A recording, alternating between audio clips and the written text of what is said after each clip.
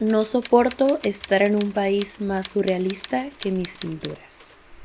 Salvador Dalí. Muchas veces se dice que México está cargado de momentos que parecen sacados de otra realidad, de una película, de un lugar donde las reglas simplemente no son las mismas que en el resto del mundo. Pero ¿y si te dijera que no solo México, sino toda América Latina está cargada de tanta magia, de tanto surrealismo y tanta cultura, que nos vimos en la necesidad de crear un género literario porque los que habían no eran suficientes para explicarnos? Hoy vamos a hablar del realismo mágico, la verdadera manera de entender nuestra cotidianidad bizarra. Hola, ¿qué tal? Bienvenidos una vez más al canal. Mi nombre es Celeste. Bienvenidos al mes de septiembre. Esto para mis compatriotas sabrán que es el mes de nuestra independencia. Y vaya, este video tiene un poquito, sí, mucho que ver con México, pero esto nunca será por nacionalista, jamás. Primero, mira, este video es porque yo creo que México y América Latina son lugares bellísimos, llenos de muchísima cultura y muchísimo respeto hacia lo que representa como pueblo, como cultura y como entidad. Entonces, pues nada, hoy les vengo a chismear un poquito de un tema que me tocó conocer en la uni y que creo que me cambió un poco la manera de entender cómo explicamos nuestro arte o nuestra realidad. Primero que nada quiero aclarar que voy a hablar bastante de México como contexto, pero no porque esté diciendo que el realismo mágico es exclusivo del país o nació específicamente aquí, pero pues es el contexto que yo conozco y es el contexto que tengo cercano, ¿no? No puedo hablar de toda América Latina porque desgraciadamente no conozco más allá de mi país. Estamos en proceso de que eso cambie, pero vamos a hablar un poquito centrándonos en México y haremos un poco de mención a otros países o a otras piezas que fundamentan el realismo mágico. Pero bueno, dicho ese disclaimer para evitar la funa colectiva de las 3 personas que me ven de Chile, prosigamos con el video. México siempre ha recibido y sido casa para extranjeros, sobre todo para aquellos que vienen huyendo de guerras o están siendo presos de cierta manera política. Y esto lo vimos mucho con un movimiento artístico o de artistas surrealistas que decidieron quedarse en nuestro país, especialmente huyendo de la Guerra Civil Española y de la Segunda Guerra Mundial. Entre estas personalidades, porque hay otras, nos encontramos con Leonora Carrington, Remedios Varo, Alice Rahon, Wolfgang Paulin, Luis Buñuel y André Breton. Tanto ellos mismos como estudiosos de estas personalidades comentan que México fue un lugar muy fértil para su arte. Fue un lugar donde lo real ya contaba con mucha magia. Hablaban de esta mezcla de culturas, esta mezcla de mitos, de caos urbano y de religiosidad que hacía único el entorno en el que estaban. André Breton, escritor y poeta surrealista, hablaba de que México era un lugar surrealista por su libertad y su espontaneidad. Decía que todas las expresiones culturales y sociales eran tan grandes que parecía que todo era posible. Para todo había espacio. Él dijo que no hay que intentar entender a México desde la razón. Vamos a tener más suerte si queremos entenderlo desde lo absurdo, porque México es el país más surrealista del mundo. Creo que todos entendemos, o si no, aquí les voy a dejar algunas imágenes que hablan de este México bizarro, esto que tú dices, ¿por qué si yo hubiera nacido en Suiza yo no estaría viendo esto, sabes? Obviamente no estábamos hablando de este shitpost donde vemos a un México bizarro. ¿A qué nos referíamos o a qué se refería Breton con este México surrealista? Este México contrastante y este México absurdo. Estamos hablando de que México en estos años, si no me equivoco, era por ahí de los 40, 50, pues estaba en este momento de industrialización, estaba en este crecimiento grandísimo. Entonces estábamos en un mundo donde la ciudad estaba siendo industrializada, la ciudad estaba creciendo día con día de manera desconmensurada. Sin embargo, seguíamos viendo un pueblo lleno de sus raíces, con una cultura presente y con un carisma increíble de la gente. México es un lugar lleno de mitos, de creencias, de aromas y de música. En todas partes en las que estés, norte, centro, sur, en más o mayor medida, siempre va a haber algo que tú digas, esto solo pasa en México. Precisamente cuando estaba haciendo esta investigación me puse a pensar como, ok, más allá de estos memes, ¿dónde yo siento que están estos momentos contrastantes? Porque creo que esa es la palabra. Creo que más allá de absurdo, más allá de bizarro, es un contraste. Y miren, a mí, yo como morrita ex católica, yo conozco a la Virgen de Guadalupe. A mí me vestían para llevarle flores el 12 de diciembre. Y aún así, este momento donde realicé y fui consciente de que hay personas que van de rodillas hasta la Basílica de la Virgen, yo dije, ¿qué? ¿Cómo? Somos un país bastante religioso, un país donde la devoción es tan grande que a pesar de que al lado tengamos un rascacielos enorme o un palacio de hierro, las personas van a hacerle fiel a sus creencias. Y una de esas es esa procesión que se hace cada 12 de diciembre. Asimismo, en Xochimilco tenemos un lugar que parece sacado de una mente retorcida de una película de terror. Tenemos la Isla de las Muñecas, que la neta yo nunca he ido, solo he visto fotos, se ve bastante tétrico, me llama mucho la atención ir, pero al mismo tiempo es como, el video de Lady Gaga, banda, donde de repente lo hizo así, yo dije, que obviamente sabía que eran props, pero yo dije, hermana, con eso no se juega, yo por más que no crean cosas, yo con eso no me voy a meter. Muy mexicano de mi parte tenerle pavor, pero más que nada respeto a ese tipo de cosas. Al mismo tiempo tenemos mercados llenos de santería, donde literalmente la gente que por más que te diga que no cree las cosas, si siente que le hicieron mal de ojo, va a que le hagan una limpia. Mi abuelita, que en paz descanse, ponía un huevo atrás del refri en agua para ver si le habían hecho brujería a alguien. O sea, está muy cercano a nosotros, amistades. Al mismo tiempo somos un país donde a la muerte no se le tiene miedo, sí, de alguna manera, pero más que nada se le tiene respeto, se le festeja y se le recuerda con mucha emoción. Somos un país que dice, sí, claro que los muertos van a venir a verme el primero o el segundo y les voy a dejar un festín, les voy a hacer una fiesta, porque mis muertos tienen que saber que los sigo recordando. Por otro lado, tenemos todo lo contrario a esta cosmovisión católica que se nos inculca a la mayoría. Una parte de la población le rinde un culto enorme a la Santa Muerte. También tenemos a Malverde, que es el santo del narcotráfico, que, bueno, no estoy segura si es precisamente del narco, o sé que tiene mucha relación, pero al mismo tiempo se le venera mucho en ciertos pueblos, porque pues es el Robin Hood mexicano, básicamente, ¿no? Tenemos a los voladores de Papantla, a los alebrijes, que son criaturas mezcladas de todas las partes que te puedas imaginar. O sea, tenemos demasiadas cosas que son muy propias de nosotros. Tengamos o no tengamos estas costumbres, nosotros como individuos, sabemos que existen y convivimos y existimos con ellas. Entonces, regresando a esta frase de Bretón, no hay que entender a México desde la razón, hay que entenderlo desde lo absurdo. ¿Y a qué nos referimos con absurdo? El absurdo es aquello que rompe con la línea de la lógica vital, eso que distorsiona el equilibrio de lo sensato, que trastorna el orden de los usos adquiridos, aquello que sorprende por inusual o atípico, por el escándalo o la anomalía que nos puede llegar a producir.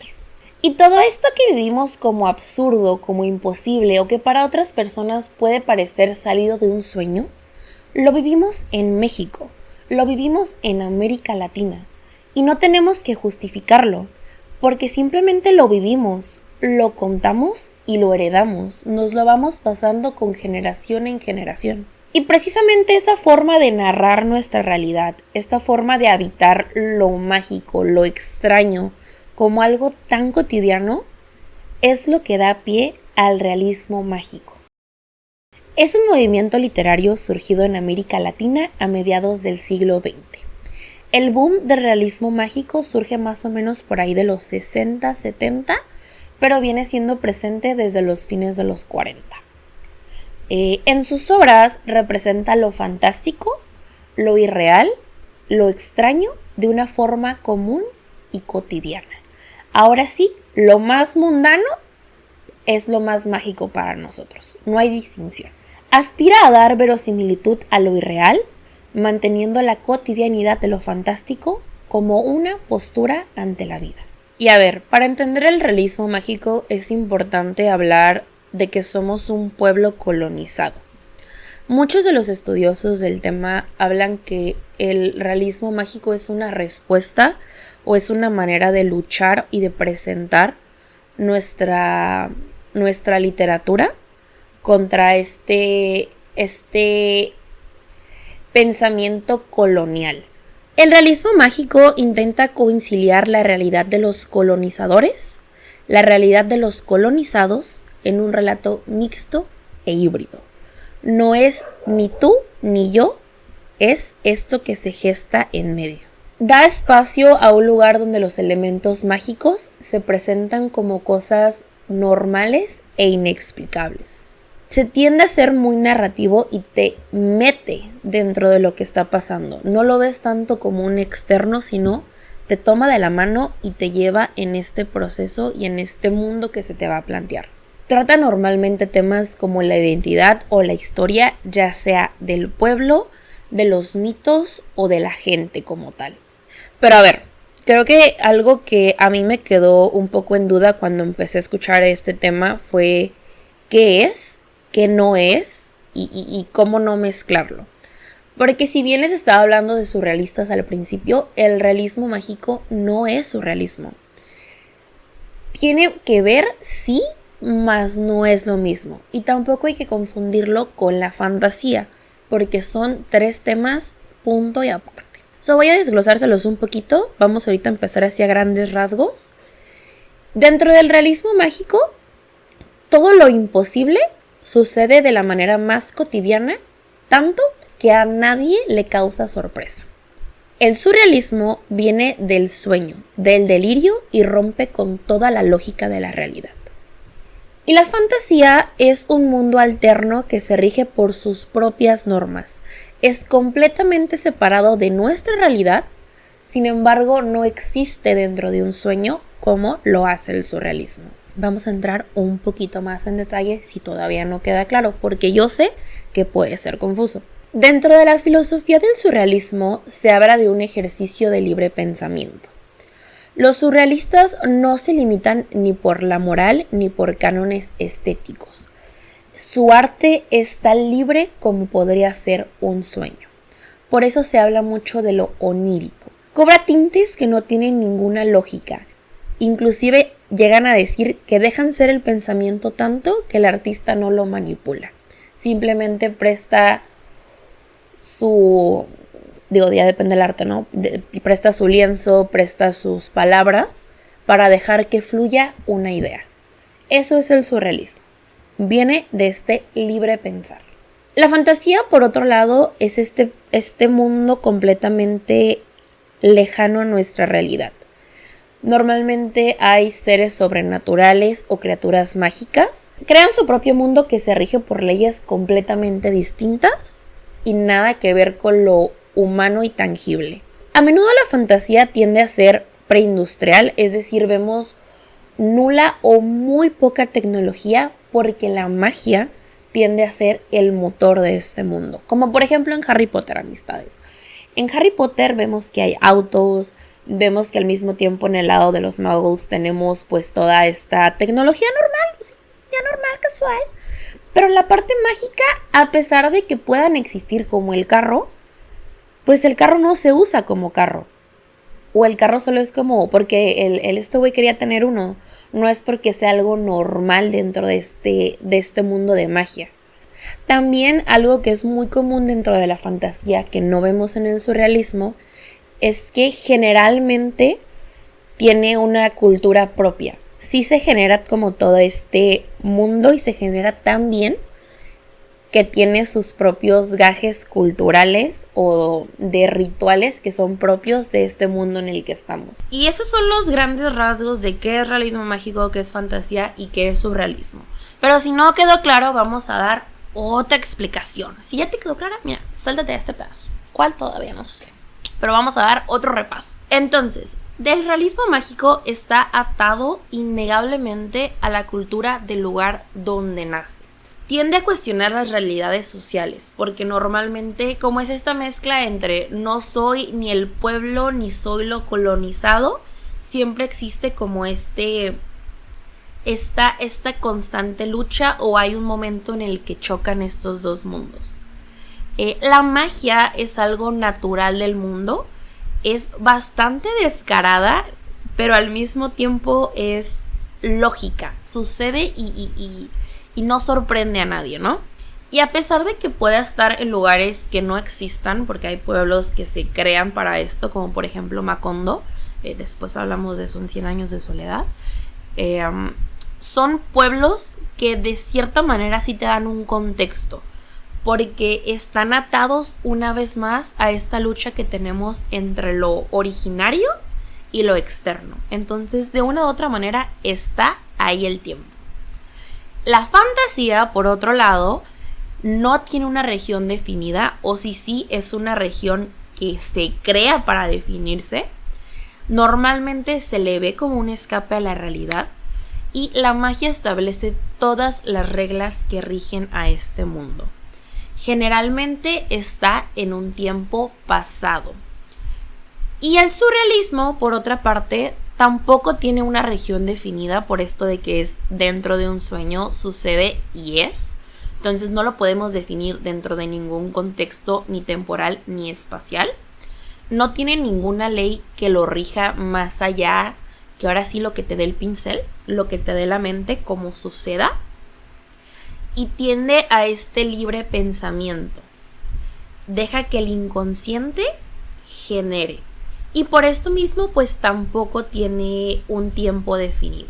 Entonces, aquí tenemos estas tres diferencias, estos tres conceptos que espero que les hayan quedado claros. Si no, díganmelo, lo vuelvo a explicar. En mi cabeza esto ya quedó, porque les juro que yo mientras estaba haciendo esto, Daira no me va a dejar mentir. Yo le explico siempre mis temas y me decía, es que como que sí, pero como que no te entiendo. Entonces ya quedamos en la conclusión de que ya nos entendimos. Así que espero que tú me hayas entendido, bebé. Volviendo a América Latina.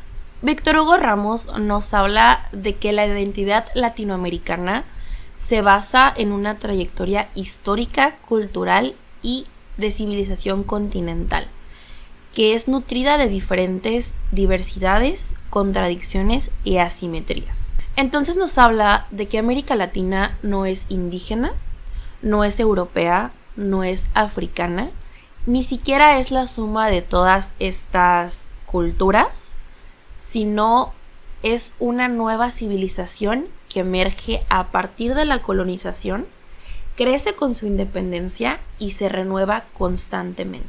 Y es dentro de esta identidad donde cabe toda nuestra magia, nuestros mitos, nuestras tradiciones y nuestras culturas. Así como lo dijo García Márquez, lo increíble de América Latina es que aquí todo es cierto. Y bueno, ya ahondando un poquito más en qué es el realismo mágico, de dónde nace, cómo surge, creo que es importante empezar hablando de un personaje que fue desgraciadamente en nuestro país un poco borrado de los libros de historia. Creo que no se habla mucho de esta mujer, Helena Garro. Probablemente se va a enojar conmigo allá donde sea que ande, porque no le gustaba que se le reconociera como pionera del realismo mágico. Sin embargo, yo sí considero que es muy importante hablar de su trabajo dentro de este género. Ella fue una novelista, dramaturga y poeta. La mayoría de sus obras permanecen inéditas, no sabemos dónde están tampoco, hay como mucho perdido. Se le considera precursora del realismo mágico, aunque una vez más, mira, odiaba que se le llamara así.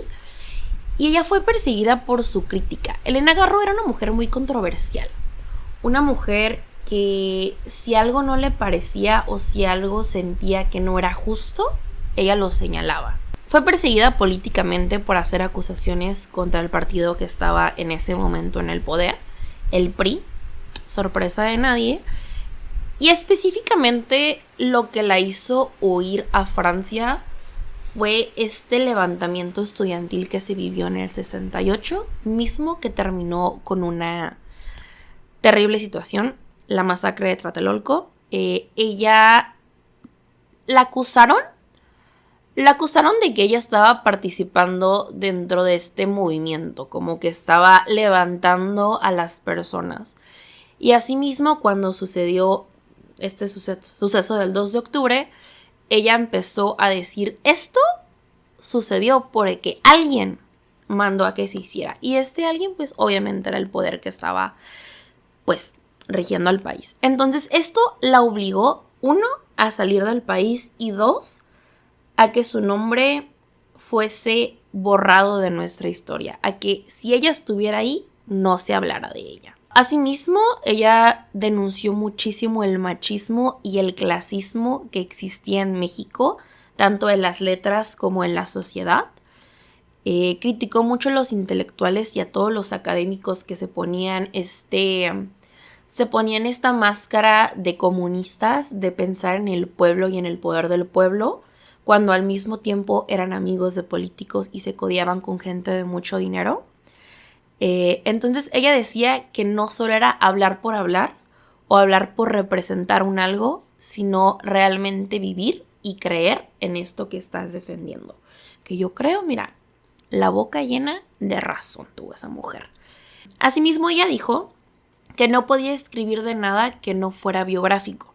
Por eso no le gustaba también decir que ella hacía realismo mágico, porque hablaba de que ella solo hacía cosas que había vivido. A lo mejor no había participado como tal, pero eran cosas que le había tocado experimentar, aunque fuera de niña. Garro normalmente habla mucho de la memoria. La memoria tendía a ser como la narrativa de sus obras. Había voces de muertos, del pasado. Los tiempos convivían de una manera muy extraña. De repente nos hablaba de años antes, luego del futuro. Y algo muy interesante es que ella hacía que los pueblos, así como literalmente el lugar físico, fuese un personaje. Por ejemplo, el personaje principal de Los Recuerdos del Porvenir es Ixtepec, que es el pueblo donde todo sucede. Como les digo, Elena Garro incursionó en la literatura, en la poesía, en la dramaturgia, y creo que es una figura muy clave para hablar, 1, del realismo mágico, 2, de la literatura femenina en México, y pues 3, me parece bastante feo el hecho de que no se hable tanto de ella, porque vaya que escribía de una manera muy magistral. Pero bueno, les quiero leer aquí nada más la apertura de Los Recuerdos del Porvenir, también pues haciendo hincapié en esto de que me parece importante recordarla. Aquí estoy, sentado sobre esta piedra aparente. Solo mi memoria sabe lo que encierra. La veo y me recuerdo. Y como el agua va al agua, así yo, melancólico, vengo a encontrarme con su imagen cubierta por el polvo, rodeada por las hierbas, encerrada en sí misma y condenada a la memoria y a su variado espejo. La veo. Me veo y me transfiguro en multitud de colores y de tiempos. Estoy y estuve en muchos ojos. Yo solo soy memoria y la memoria que de mí se tenga. Los Recuerdos del Porvenir de Elena Garro, se las recomiendo mucho. La verdad es que esta frase yo cuando la escuché, si no me equivoco la escuché cuando entré apenas a la universidad, me quedó muy marcada. No recordaba de bien a bien de qué trataba toda la historia, pero esta frase me retumbó y creo que es el eje central de esta pieza, ¿no? Nos habla mucho de la memoria específica. Esta parte nos la habla el pueblo. Aquí está el pueblo hablando de la memoria que existe sobre él. Y pues nada, los invito a checarla si gustan. También les quiero hablar de otros exponentes. Esto no solo Elena Garro, amistades, hay muchísimos otros. Los recuerdos del porvenir nos habla de un pueblo que narra su propia historia, un pueblo que vive poder de la... Todo esto sucede mientras está la revolución, entonces tiene como esta lucha entre la violencia, el poder, lo inevitable del destino. Otro gran exponente es Gabriel García Márquez. Cuando nos habla de Elena Garro, se habla de García Márquez como el boom del realismo mágico. Y la obra con la que más se habla de él es Cien años de soledad. Es una historia donde vemos, pues nada, como una familia o como un linaje se ve condenado a la soledad. Y vemos cómo se crea este pueblo ficticio que es Macondo. Otro de los exponentes es Juan Rulfo con Pedro Páramo. Aquí este muchachón que llega buscando a su padre para encontrarse con un pueblo lleno de muertos que le hablan, que lo llevan y lo acompañan. Tenemos a Miguel Ángel Asturias con Los hombres del maíz. Esa no la conozco, amistades, no tuve la dicha de poderla leer. Pero también es como pueblos indígenas luchando contra la modernidad. Tenemos a Julio Cortázar, a Carlos Fuentes, a Rosario Castellanos, Isabel Allende y Laura Esquivel. Con Laura Esquivel quiero hablar de Como agua para chocolate, porque si bien el realismo mágico nace como un género literario, lo vemos en muchísimas otras cosas. Ahorita les voy a hablar un poquito de las adaptaciones de cine que hubo. Y Como agua para chocolate tiene una adaptación muy padre que les invito a verla. Se trata de una mujer que vive un amor prohibido y su manera de sentir y de comunicar y expresar este amor que siente es a través de la magia que pone en su comida. Como con su sazón y con su sentir logra transmitir y alterar a medio mundo. A quien come un bocado le llega esa lágrima de un corazón roto. Asimismo, también podemos encontrar dentro de la plástica, dentro de la pintura y de la escultura al realismo mágico. Aquí quiero hablar de 3 mujeres, una mexicana y otras extranjeras nacionalizadas. Tenemos a la segunda bandera mexicana, Frida Kahlo. Aunque normalmente se le conoce como surrealista, ella decía que ella no hablaba de nada que no existiera. Ella no hablaba de sus sueños. Ella simplemente hablaba de su realidad y de lo que había vivido. Entonces aquí tenemos una forma muy clara de ver cómo su manera de ver el mundo a través de su realidad tan tangible, como esas obras que tenemos de las 2 Fridas o Frida cuando está postrada en su cama, y vemos cómo al mismo tiempo se conecta con este mundo extraño y mágico. Es algo que raya en el realismo mágico, aunque normalmente les digo, se le conoce como surrealista. Muchas personas también lo meten dentro de lo que es el realismo mágico, ¿no? Yo creo que es una gran exponente de esto en la plástica. También tenemos a Remedios Varo. Ella mezclaba toda esta parte de la ciencia, lo esotérico, la vida cotidiana, imágenes oníricas, pero que se sentían reales. No se sentía como un sueño, no se sentía extraño como ver unos relojes disolviéndose en la nada. No, aquí tenías un espacio sumamente tangible. Tú sabías que era un campo, tú sabías que eran las ruinas de una ciudad y al mismo tiempo las situaciones que había eran de lo más humanas y mundanas. Entonces Remedios Varo también es otro exponente muy bello del realismo mágico en la plástica, y junto con su comadre Leonora Carrington, quien también se le considera mucho como surrealista.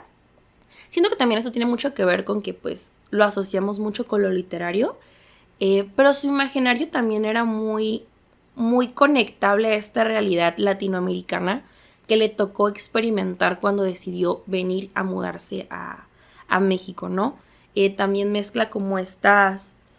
Ves sus cuadros y está lleno de muchísimas cosas.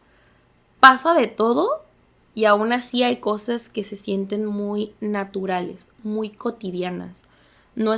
Sí estamos viendo un mundo extraño, extrañísimo, porque sus personajes y sus proporciones son de otro mundo. Sin embargo, siguen siendo muy humanas, muy cercanas. Entonces yo creo que esos son mis 3 exponentes mayores que pude encontrar dentro de la plástica. Probablemente hay más. Se mencionaba Botero, pero no, yo no lo entendí. Sí, alguien explíqueme. La verdad es que yo no lo entendí. No lo entendí y es lo que voy a decir. No que esté mal o que no me guste, no es eso. Solamente no entendí la asociación directa con el realismo mágico, pero Botero, por ahí se te mencionó, hermano. Y ahora sí, pasando a esta parte cinematográfica, les voy a hablar de la película que me acaba de cambiar la vida. Yo renegué a conocer esto. Yo dije, es una película en blanco y negro. Guácala. Macario, bebé, Macario. Macario es una película mexicana de 1960 donde un hombre tiene hambre y solo tiene un deseo: comerse un guajolote él solo, no darle a su familia, quiere tener algo para él. Lo mueve el hambre, habla con el diablo, hace pactos con el mal y me lastimó de maneras inimaginables. Aquí adjunto una imagen de mi reacción más humilde al final de Macario. Se las recomiendo mucho, está en YouTube. Asimismo, también, como les decía, Como agua para chocolate es brutalmente bellas estas imágenes de cómo la gente se ve afectada al comer. Creo que el comer es algo obviamente natural. Todos los seres vivos comemos. Y ver cómo la comida se vuelve un gesto que te rompe y te hace sentir cosas. Es un lenguaje, es una manera de comunicar secretos entre amantes. Me parece sublime.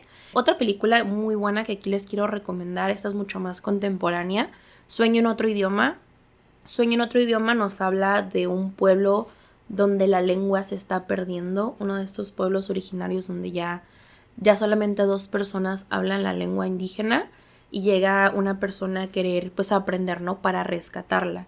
Y vemos la historia de estos 2 pobladores que están peleados.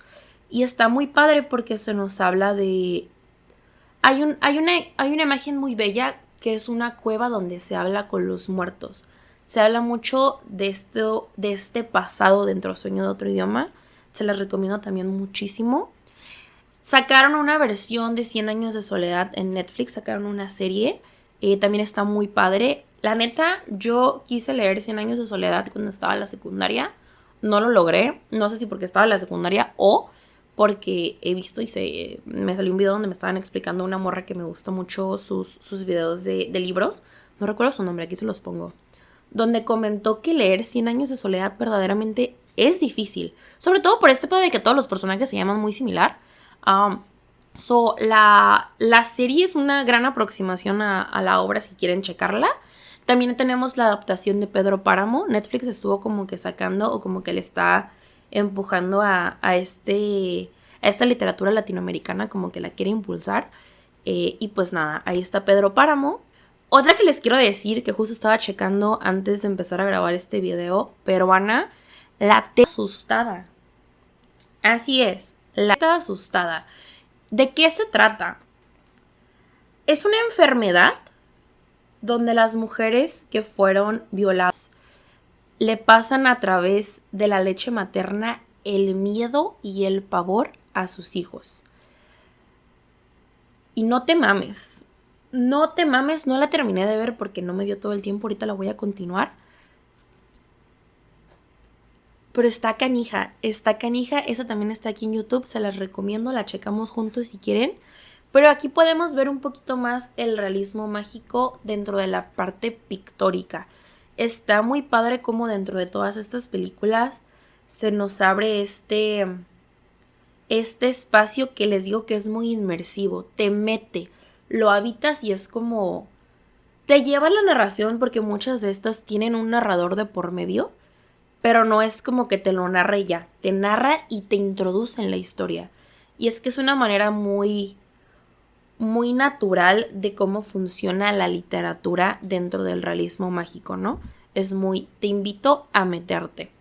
Y pues nada, esos son unos de los ejemplos que les puedo dar. Obviamente hay muchísimos más, pero tampoco les quiero hablar de cosas que no he visto, no les quiero hablar de cosas que no he investigado tanto porque son un montón. Pero el realismo mágico es todo este mundo donde todo lo mágico, todo lo extraño sucede dentro de nuestra cotidianidad. Y como se dan cuenta, son temas muy normales dentro de lo que cabe, ¿no? Algunos desgraciadamente normales como el hambre, la desigualdad y la violencia, pero desgraciadamente ese es parte de nuestro día a día, ¿no? Y pues nada, ya para ir cerrando aquí, a grandes rasgos, el realismo mágico me gustó mucho cómo se plantea que es una respuesta al colonialismo, porque es una manera de narrar nuestra realidad, nuestra perspectiva de la vida, desde nuestra visión local y no desde una visión europea, porque muchas veces teníamos, por ejemplo, cuando sucedió todo este movimiento de la independencia, estábamos con esta visión de queremos ser como los de Francia, queremos ser como los extranjeros con este pensamiento elevado e ilustrado que tienen. Y aquí el realismo mágico ya nace como nuestra propia identidad, nace como esta lucha de yo no voy a ser como tú, sino yo voy a crear con lo que yo tengo y lo que yo conozco. Entonces eso me parece muy interesante. Aquí también quiero rescatar una frase de Alejo Carpentier. Él habla de lo maravilloso americano. Él nos dice que América Latina no tiene que inventar lo fantástico, porque en su historia, en sus mitos y en su paisaje ya existe lo extraordinario. Y pues nada, esto de que el realismo mágico es una manera de resistencia cultural para mostrarnos nuestras creencias, nuestra vida, nuestra forma de existir, me parece que tiene un valor grandísimo, me parece que es muy, muy bello de conocer. Y pues nada, aquí te voy invitando a verlo. 1, porque septiembre si eres mexicano. 2, si eres latinoamericano, qué precioso la realidad que tenemos como pueblos. Y pues nada, recordemos que esto es lo mágico de nuestra cotidianidad, ¿no? No es solo una manera de presentarlo, sino de entendernos. Entender cómo vivimos en un lugar donde lo trágico y lo absurdo y lo sagrado conviven en un todo. Y pues nada, si el realismo mágico nació aquí, por algo ha de ser, por algo es de cuna latinoamericana, porque aquí la vida bastante mágica ya es. Y nada, espero que les haya gustado el video. También les quiero decir que este video va a tener una segunda parte, no propiamente del realismo mágico, pero sí quiero como darles esta segunda parte de cine mexicano, porque hay muchas películas, unas que ya mencioné aquí, otras que no he mencionado. Esas se las voy a sacar, me parece que como a final de mes, porque pues andamos colgándonos del mame de que viva México, claro que sí. Y pues nada, es todo por el video. Aquí les dejo mis redes por si me quieren seguir. Estoy en Instagram, estoy en Twitter, estoy en TikTok, estoy en Twitch. Y estaré por aquí comiéndome, pues yo creo que ¿qué será? Bueno, un pozolín producción. Un esquite. Vamos viendo, a lo mejor les subo receta. Buenas noches.